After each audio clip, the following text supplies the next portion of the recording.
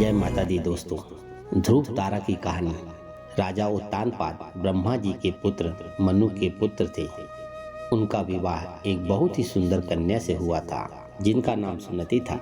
राजा अपनी पत्नी से बहुत प्रेम करते थे, लेकिन उन्हें कोई संतान नहीं थी। इसलिए रानी ने राजा को दूसरा विवाह करने के लिए कहा। राजा अपनी पत्नी से बहुत प्रेम करते थे, इसलिए उन्होंने मना कर दिया और कहा कि दूसरी पत्नी के आने से तुम्हारा स्थान कम हो जाएगा। जिस पर सुनीति ने कहा, मुझे आप पर विश्वास है, ऐसा नहीं होगा। राजा को सुनीति की हट माननी पड़ी और उन्होंने दूसरा विवाह कर लिया। उनकी दूसरी पत्नी का नाम सुरुचि था। विवाह के बाद जब सुरुचि महल आई, तब उसे राजा की पहली पत्नी के बारे में पता चला। यह जानने के बाद सुरुचि ने उत्तानपाद से कहा, जब तक आपकी पहली पत्नी वन प्रस्थान नहीं करेगी, वो महल में प्रवेश नहीं करेगी। यह सुनकर सुनीति स्वयं ही राजमहल त्याग कर वन में रहने चली गई। कुछ समय बाद राजा शिकार के लिए वन में जाते हैं और घायल हो जाते हैं। यह बात जब सुनीति को पता चलती है तो वो राजा को अपनी कुटिया में लाकर उनका उपचार करती हैं। राजा कई दिनों तक अपनी पहली पत्नी के साथ रहते हैं। उस दौरान सुनीति गर्भवती हो जाती है और उन्हें पुत्र रत्न की प्राप्ति होती है, जिसका नाम ध्रुव रखा जाता है, जिसके बारे में राजा को ज्ञात नहीं रहता। कुछ दिनों बाद राजा अपने महल चले जाते हैं। वहाँ भी रानी सुरुचि को पुत्र रत्न की प्राप्ति होती है, जिसका नाम उत्तम रखा जाता है। कुछ समय बाद राजा उत्तानपाद को ध्रुव के बारे में पता चलता है। वो रानी सुमति को अपने महल में आने का आग्रह करते हैं, लेकिन वो नहीं आती। ध्रुव को कभी कभी महल भेज दिया करती।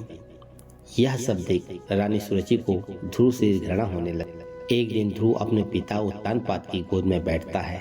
यह देख रानी सुरुचि को क्रोध आ जाता है और वो उसे धक्का देकर अपशब्द कहती हैं और उसे छोड़ी हुई स्त्री का पुत्र कहकर अपमानित करती हैं।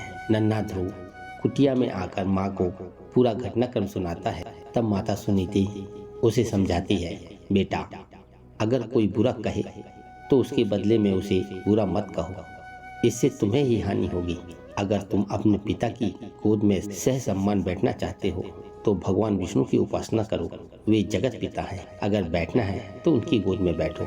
बालक ध्रुव के मन में यह बात बैठ जाती है और वह यही भाव लिए यमुना तट पर नहाने चला जाता है। वहाँ उसकी मनोदशा जानकर नारद मुनि कहते हैं और वो ध्रुव को भगवान की भक्ति की विधि बताते हैं। इसे जानने के बाद ध्रुव कठोर तपस्या में लीन हो जाते हैं। कई महीनों तक खड़े होकर तपस्या करता है। कभी जल में तपस्या करता है तो कभी एक उंगली पर खड़े रहकर निरंतर ओम नमो भगवते वासुदेवाय का जाप करते रहता है। जाप पूरे ब्रह्मांड में गूंजने लगता है। नन्हे से बालक की इस घोर तपस्या को देखकर भगवान उसे दर्शन देते हैं। बालक ध्रुव भाव विभोर हो उठता है और कहता है, मुझे माता पिता की गोद में बैठने नहीं देती। मेरी माँ कहती है कि आप इस सृष्टि के पिता हैं, अतः मुझे आपकी गोद में बैठना है। भगवान उसकी इच्छा पूरी करते हैं और उसे तारा बनने का आशीर्वाद देते हैं, जो कि सप्त ऋषियों से भी ज्यादा श्रेष्ठ होगा। और उस दिन से आज तक आसमान में उत्तर दिशा की ओर ध्रुव तारा चमकते रहता है। धन्य हो ऐसे ध्रुव की भक्ति जो अपनी तपस्या से भगवान को पिता बनाकर उनकी गोद में बैठे।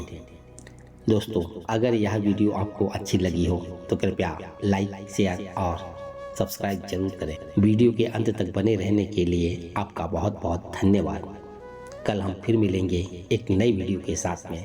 तब तक के लिए हम आपसे विदा लेते हैं। जय माता दी।